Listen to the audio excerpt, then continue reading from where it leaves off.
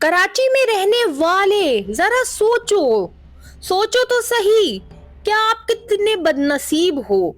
अब आप सोचोगे कि ये मैं बात क्यों कर रही हूँ, आगे आपको पता चल जाएगा और आप अपनी किस्मत को रोएंगे कि आप कराची में पैदा क्यों हो गए। अगर आप कराची के शहरी हो तो आप मेरी बात से जरूर इत्तेफाक करोगे कि आप कितने बदनसीब हो, क्या आप बदकिस्मती से कराची के अंदर पैदा हो गए। अगर आप मेरी बात से रिलेट करो तो मुझे प्लीज कमेंट करके जरूर अपना दुख शेयर करेगा। कराची में रहने वाली अवाम टैक्स भी दे, मेहनत भी करे, बिजली पानी गैस का बिल भी दे, अपनी गलियां भी खुद साफ करवाएं। ये कराची के शहरियों के साथ जुल्म नहीं तो और क्या है। क्या कराची में पीने का साफ पानी हुकूमत की जिम्मेदारी नहीं? क्या हम सब मिलकर वाटर बोर्ड का बिल जमा नहीं करते? लेकिन फिर भी हम पीने का साफ पानी खरीद के इस्तेमाल करते हैं, और जब नलकों में पानी नहीं आता तो वाटर टैंकर भी खरीद के इस्तेमाल करें। चलो आगे बढ़ते हैं। बिजली के बिल भी कराची के शहरी दे, लेकिन लोड शेडिंग होने के बाद बिजली तो आती नहीं, तो बिल देने का क्या फायदा। और जब बिजली ना हो तो जनरेटर भी अपनी मदद आपके तहत खरीदें या यूपीएस खरीदें, और उसका गैस और उसका पेट्रोल भी खुद डलवाएं। और गैस ना आए तो फिर उसके अंदर पेट्रोल भी खुद डलवाएं। चलें आप थोड़ा आगे चलते हैं। जब सर्दियां आती हैं तो गैस का बहरान, गैस की बंदिश कराची में क्यों शुरू हो जाती है? 15-20 साल से आवाम इस दुश्वारी का सामना क्यों कर रही है? क्यों हम बिल देते हैं लेकिन चूल्हे में हमारी गैस नहीं आती? अपनी आप के तहत हम लोग सिलेंडर और मशीन लगाते हैं तो उसका भी पैसा आवाम की जेब से जाता है।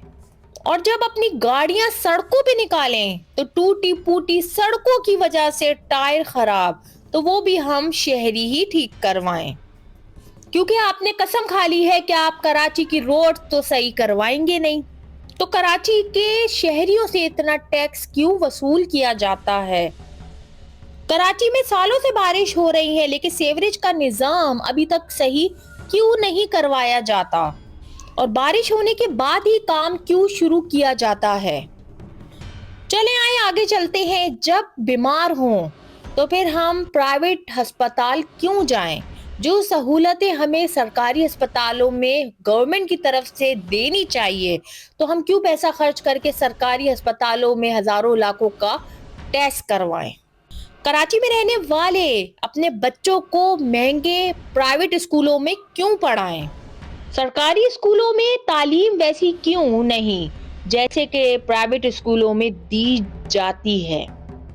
कराची में रहने वाले शहरियों को हर साल वही मसाइल का सामना करना पड़ता है, और जब इलेक्शन होने वाले होते हैं तो ये सारे हुक्मरान कराची में रहने वाली पीपल्स पार्टी, जमातुल इस्लामी, एमकेएम और जितनी भी बड़ी जमातें हैं उनसे मैं मुखातिब हूँ। जब इलेक्शन आने वाले होते हैं तो आप ग्राउंड पे नजर आते हैं, लेकिन जब इलेक्शन हो जाते हैं और आप जीत भी जाते हैं, आपको सीट्स भी मिल जाती हैं, आप मेयर भी बन जाते हैं, और उसके बाद आप आवाम को खुदाफिज कह के अपने घरों में अयाशियां करते हैं। ये है कराची के हुक्मरानों की हकीकत।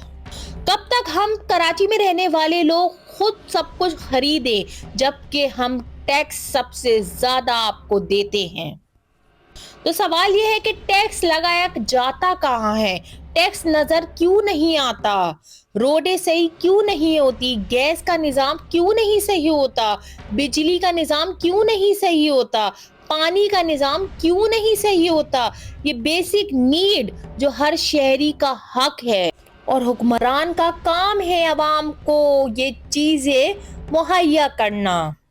कराची वाले हुक्मरानों से भीख नहीं मांग रहे, कराची वाले अपना हक मांग रहे हैं।